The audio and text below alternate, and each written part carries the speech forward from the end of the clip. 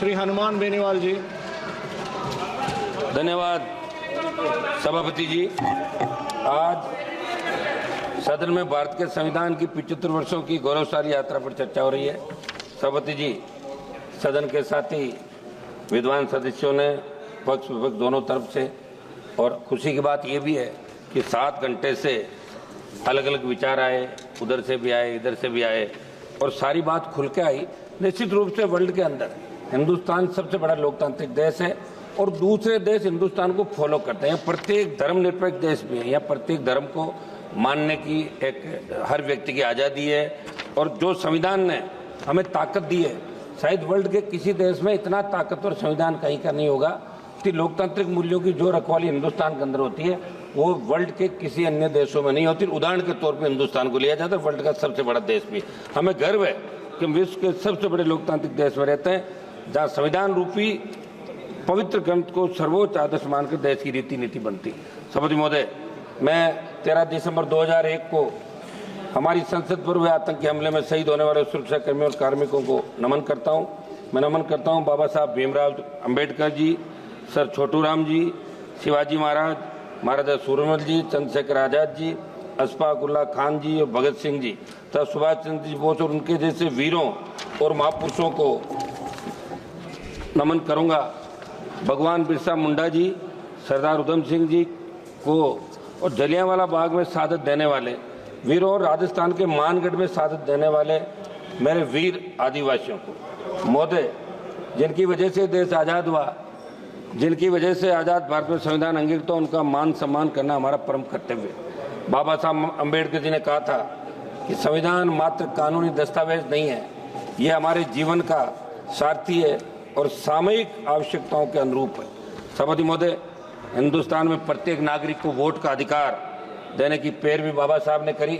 उस समय जब संविधान प्रारूप समिति के सामने मामला आया, जब अंग्रेजों के जाने के बाद, तभी बात चली थी कि वोट का अधिकार पढ़े लिखे लोगों को मिले या जमींदारों को मिले या दूसरों को मिले, उस जाति के लोगों को मिले। तब बाबा साहब ने इस बात को कहा, व्यापारी को मिले, तब कहा कि वोट का अधिकार प्रत्येक व्यक्ति को मिलना चाहिए जो हिंदुस्तान के अंदर पैदा हुआ और जिसने इस गुलामी के जंजीरों के अंदर जकड़न, चाहे अंग्रेजों का राज था, उससे पहले जो जितने भी काल आए जहाँ हिंदुस्तान का नागरिक गुलामी के अंदर सांसें ले रहा था, लेकिन प्रत्येक व्यक्ति को वोट का अधिकार मिले। बाबा साहब ने वोट का अधिकार प्रत्येक व्यक्ति को दिलाया, जिसकी बदौलत आज हम और आप सब इस पार्लियामेंट के अंदर बैठे हैं। मैं बाबा साहब ने कहा कि सदियों से गुलामी की जंजीरों में जकड़े प्रत्येक व्यक्ति को वोट का अधिकार मिले तो अपने मनमाफिक सरकार का वो चुनाव कर सके। सभापति महोदय, संसद हमले की बरसी मनाई जा रही है।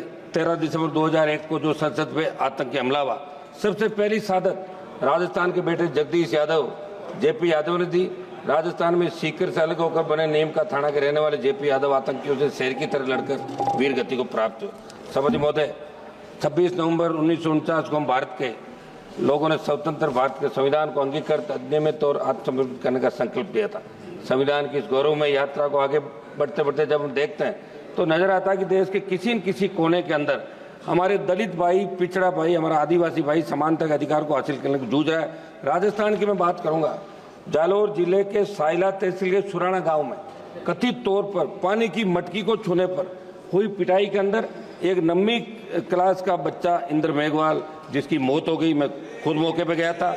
पाली के सरकारी हॉस्पिटल में कोविड हेल्थ सहायक जितेंद्र मेघवाल की हत्या इसलिए कर दी कि आप मूछ नहीं रख सकते, मुंह तक अधिकार। एक मिनट साहब, बात तो करने दें, ऐसे क्या कर रहे हैं आप? केवल इस बात के लिए कर दी क्योंकि वो मूछ सकता था।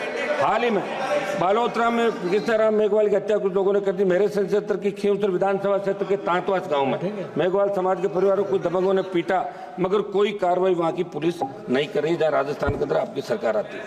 मैं मांग करूंगा कि आज़ादी के 75 साल बाद दलितों को, पिछड़ों को, सबको उनका हक और अधिकार मिले, और जो कानून है उसके दायरे के अंदर प्रत्येक व्यक्ति को न्याय कैसे मिले, यह आप लोग इसके अंदर कराएं।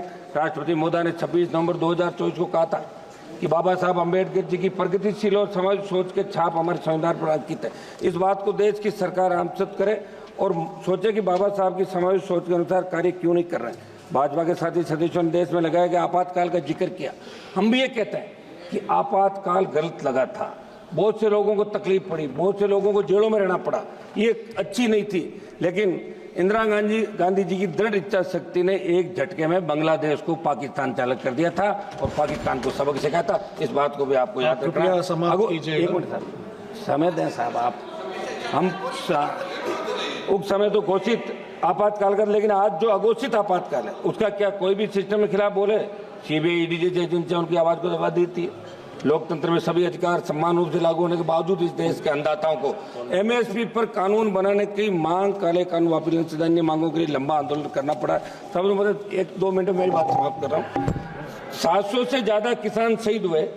तमाम हालातों को देखकर लगा कि एक तरफ देश की सरकार आजादी के अमृत महोत्सव के बाद, दूसरी तरफ देश की चुनी हुई सरकार को माननीय श्री मलेश बाबू जी, एक मिनट दें साहब, 1 मिनट समय दें।